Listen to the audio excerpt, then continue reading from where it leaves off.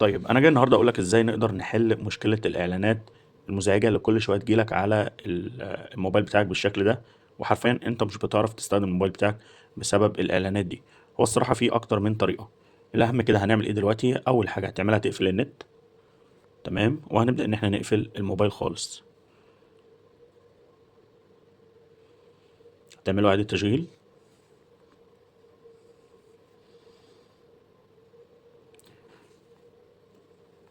تمام، وهبدأ أروح على الإعدادات. في كام خطوة كده لازم نعملهم في جوه الكروم الأول.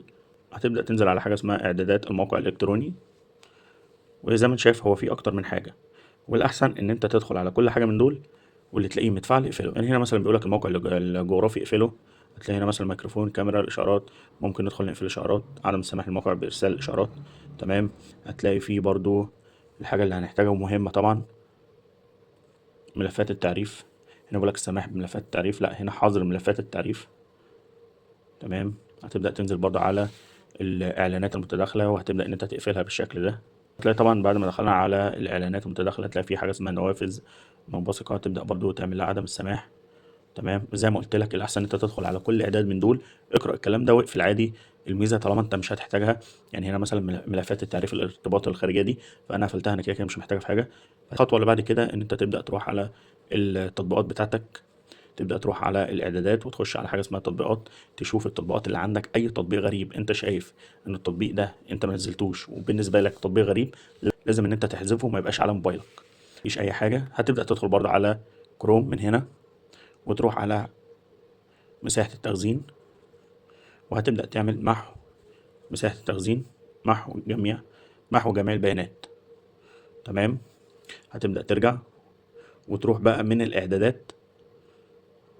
الإعدادات نفسها هتدخل على جوجل، تمام، وهتبدأ تدخل على الإعلانات وأروح على حذف المعرف الإعلاني، وهنبدأ نعمل حذف زي ما أنت شايف.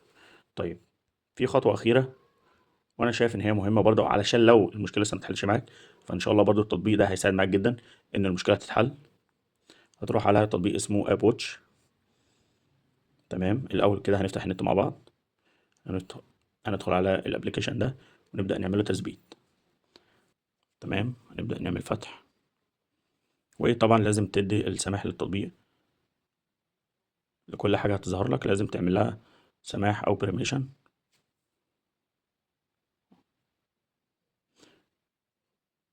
الميزة في التطبيق ده إن هو هيعرفك التطبيق اللي جاي لك منه المشكلة. يعني بيقول لك أي إعلان هيجي لك على الشاشة هتبدأ تشوف الإشعارات من فوق اللي هتجي لك هنا، وتبدأ تشوف إيه التطبيق ده وتبدأ تحذفه، تمام. والميزة إن التطبيق هو اللي هيعرفك ده. ولو تاخد بالك أنا هو فاتح النت بقالي شوية ومفيش أي إعلان ظهر لحد دلوقتي. وده طبعا كان فيديو النهارده، أتمنى لو عجبك يا ريت ما تنساش تعمل لايك، ولو أنت جديد اعمل سبسكرايب علشان يوصلك كل جديد. ولو بتشوف الفيديو ده في أي مكان تاني اعمل فولو علشان برضو يجيلك أي حاجة أنا بعملها. والسلام عليكم ورحمة الله وبركاته.